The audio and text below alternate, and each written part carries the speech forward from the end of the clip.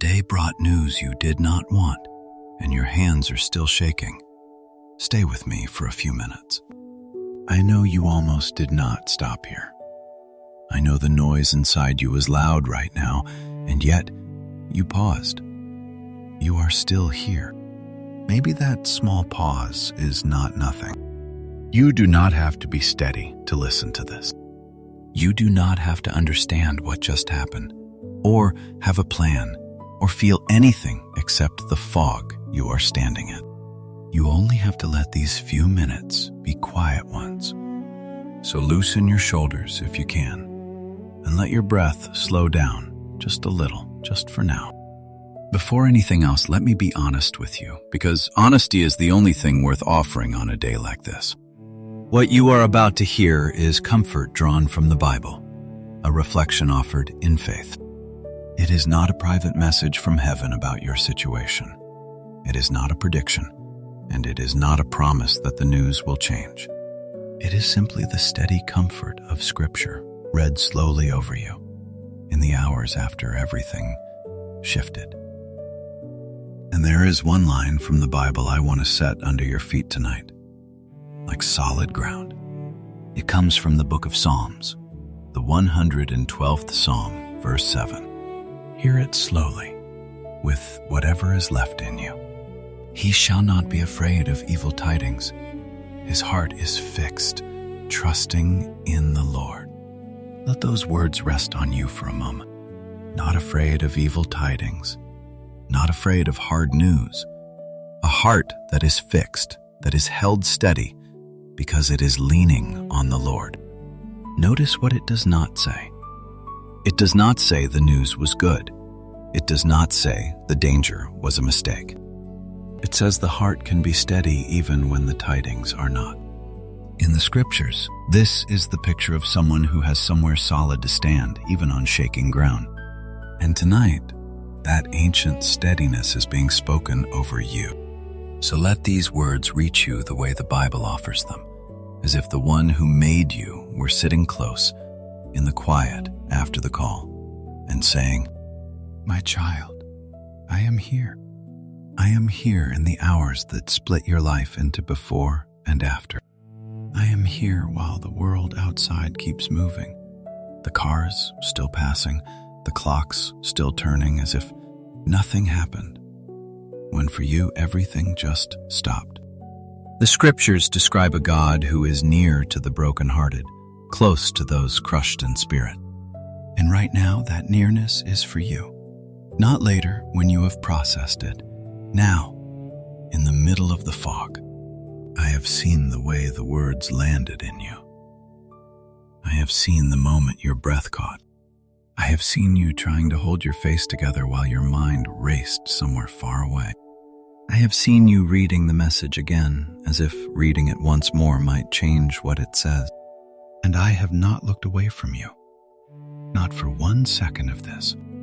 I know part of you is afraid right now, and I am not going to scold that fear. Fear is what a heart does when something it loves feels threatened. It is not weakness. It is love, frightened. But hear me. You do not have to be afraid alone, and you do not have to be afraid forever.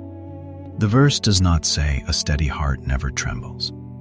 It says a heart fixed on the Lord does not have to be ruled by the fear. Trembling hands can still be held. A shaking heart can still be steadied.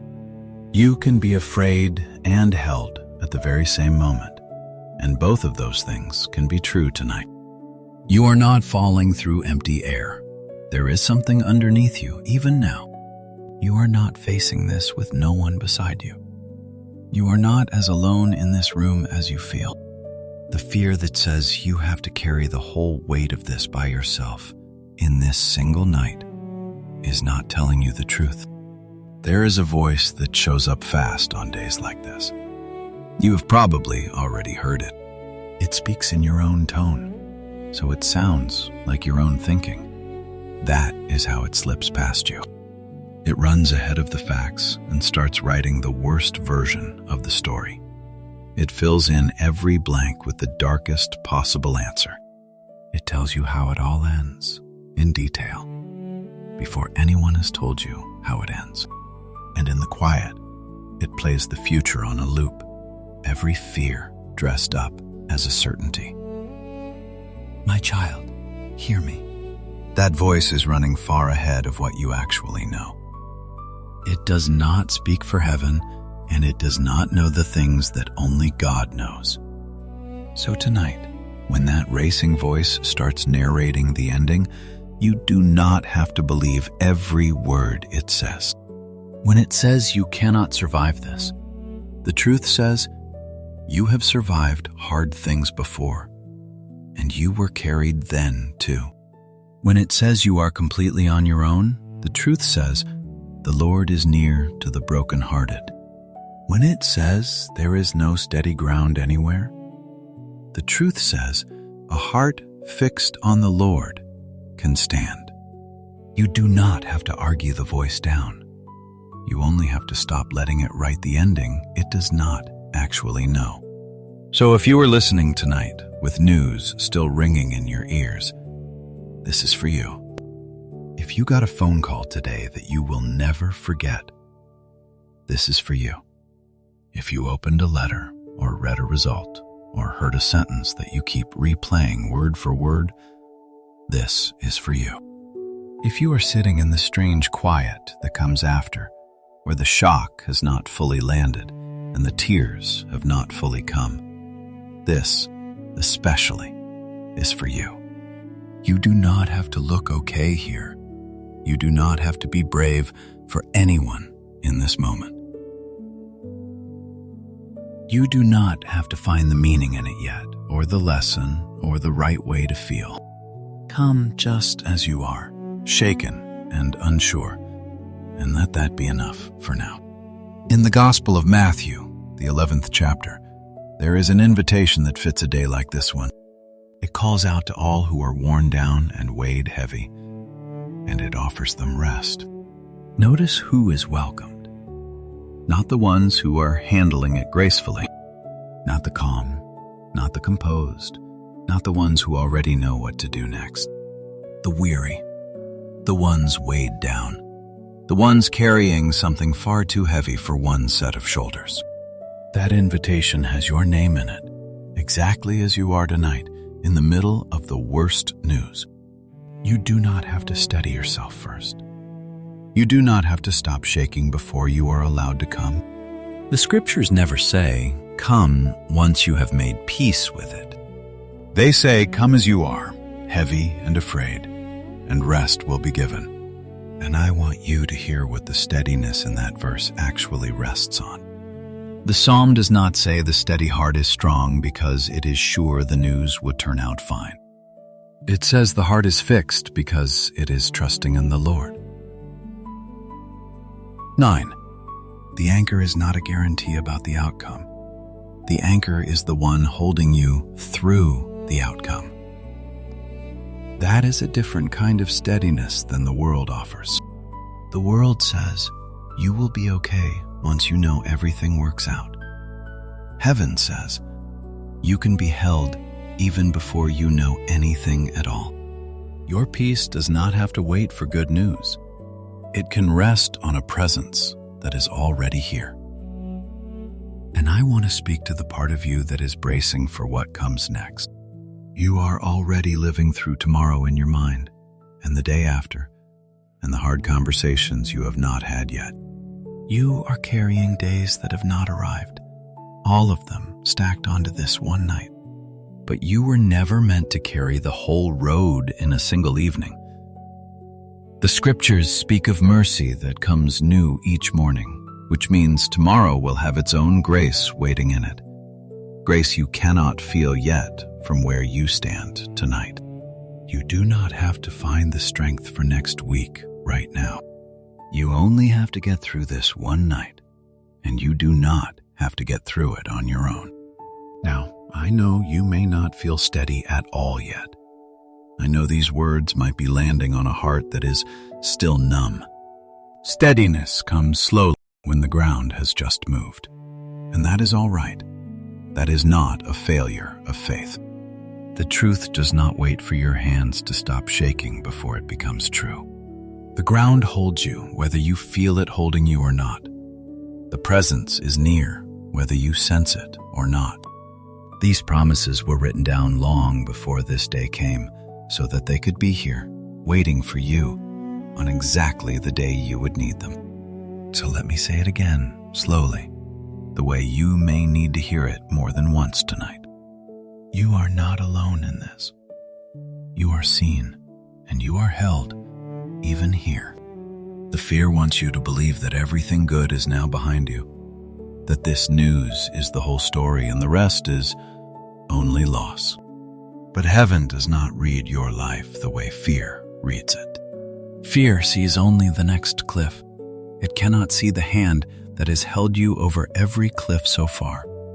And that hand does not let go because the news got hard. It holds tighter in exactly these hours. When you were strong, you were held. And now, when you feel like you are falling, you are held still. On your steadiest day, you were carried. And on this, one of your hardest days, you are carried still. I want you to look back, just for a moment, on the other hard days you have already lived through. The news you once thought you could never survive. The seasons you were sure would end you. And yet, here you are, still breathing, still here, listening, on the other side of things you did not think you could face. Do you remember how you got through? Not perfectly, not without scars, but through. Do you remember the strange peace that sometimes arrived on the nights you had no reason to expect it? Do you remember waking with just enough to face the day, when the night before you were sure you had nothing left? The scriptures would call that the steadying hand that does not let go, even when you cannot feel it working. You did not survive those days because you were strong enough on your own. You survived because you were held. And the same hands that held you then are not going to drop you now. And here is something the fear is hiding from you tonight. Steadiness is not the absence of trembling. It is trembling that still has something to hold on to. You think you have to feel calm to be okay, but that is not what the verse promises. It does not promise a heart that never shakes.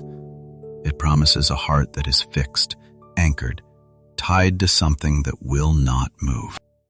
A boat in a storm is not steady because the water is calm. It is steady because the anchor is deep. Your peace tonight does not depend on the storm stopping. It can depend on the anchor holding. And the anchor the psalm speaks of is not your own strength. It is the Lord you are leaning on. So when the waves come again in an hour, and they may, you do not have to make them stop. You only have to stay tied to what holds. And let me speak gently to the questions circling in your mind right now. Why this? Why now? Why me? What did I miss? What could I have done? The questions come fast on a day like this, and not all of them have answers. And the ones that do may not come tonight. You do not have to solve it all this evening. You are allowed to not know yet. The scriptures are full of people who sat in the unanswered, who waited in the dark without a tidy reason and were not abandoned there. Being without answers is not the same as being without God. You can hold an open question and a steady heart at the same time. The verse does not require you to understand. It only points you to the one you can trust while you wait. So set the unanswerable questions down for tonight. They will still be there tomorrow, and so will the grace to face them. So tonight, I am asking you to lay down a few things you were never meant to carry through these hours. Lay down the need to have it all figured out before morning. Lay down the imagined future that fear has been forcing on you in detail. Lay down the pressure to be strong for everyone while your own heart is breaking. You were not made to carry those things tonight, and you do not have to carry them by yourself. and about the fear that keeps writing the ending, the worst case it keeps insisting on, the future it keeps painting in the darkest colors. Hear this carefully, my child. You do not actually know the ending yet, and neither does the fear.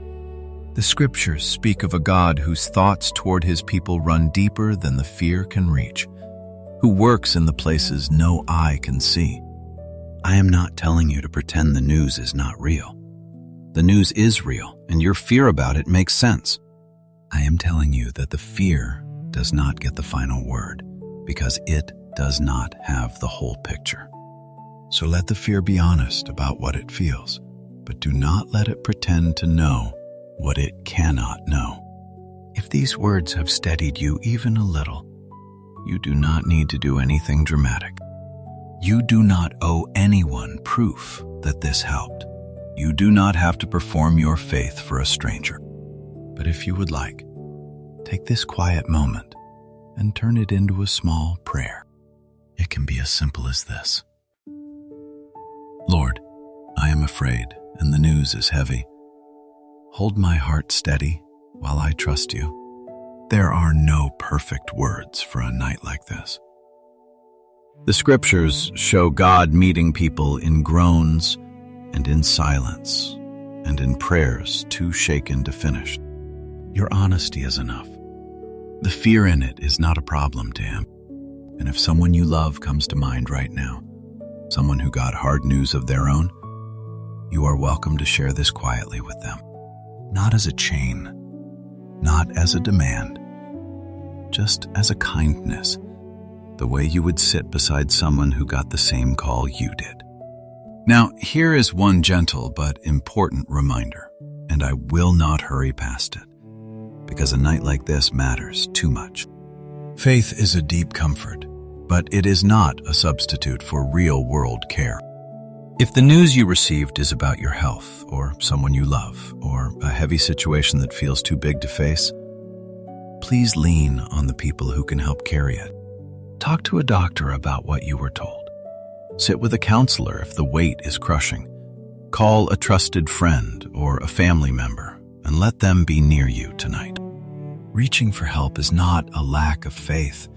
It is wisdom, and on a hard day, it is one of the bravest things you can do. You were never meant to sit alone with frightening news. Let real people and real help stand with you. And before we come to the end, let me ask one simple thing of you. Hold on, just through tonight. I am not telling you the news will reverse. I am not handing you a guarantee or an outcome or a tidy ending wrapped up neatly. I will not pretend to know what only God knows, and I will not add a false promise to a day that already gave you too much to hold. But I can tell you what faith has always whispered to the frightened, that the story is not finished in this single moment, and this night is not the whole of it. You have lived through every one of your hardest days so far. Every single one. That is not nothing. That is grace, carrying you on the days you did not even notice you were being carried. So when the fear rises again tonight, hold on. When the questions have no answers yet, hold on. When you cannot see past this 1 hour, just get through this 1 hour and hold on. So as this message comes toward its close, I want to leave one thing in your hands to carry into whatever tomorrow holds. A frightened heart can still become a steady one, not because the fear is foolish, but because it has somewhere solid to rest. Let me set the words back under you once more, the way the psalm gives them. He shall not be afraid of evil tidings. His heart is fixed, trusting in the Lord. Whatever this day has taken, it has not taken the ground beneath you. The steadiness offered to you is not a promise about the news. It is a promise about the one who stays near while you face it. I will not promise you an outcome. I will not promise you a timeline. I will not pretend to know how this resolves. You have been handed enough empty reassurances in your life, and I will not add one more tonight. But I can leave you with what the scriptures say with quiet confidence. You do not have to be ruled by the fear, because your heart can rest on the one who holds you. He is near, he is steady, and he has not let go. So lift your head just a little tonight. Not because the news is suddenly different, but because you are not facing it on your own. Take one more slow breath now, here, in the quiet. And let this be the truth you carry into sleep. You are seen. You are held. And even on this hard day, you are not alone. If words of comfort like these bring you steadiness, you are always welcome to stay close to this quiet corner, where we simply sit with the scriptures together. And wherever tomorrow takes you, whatever this news asks of you, may you face it knowing that the one who made you has not let go of your hand. Peace be with you, my friend. Rest now.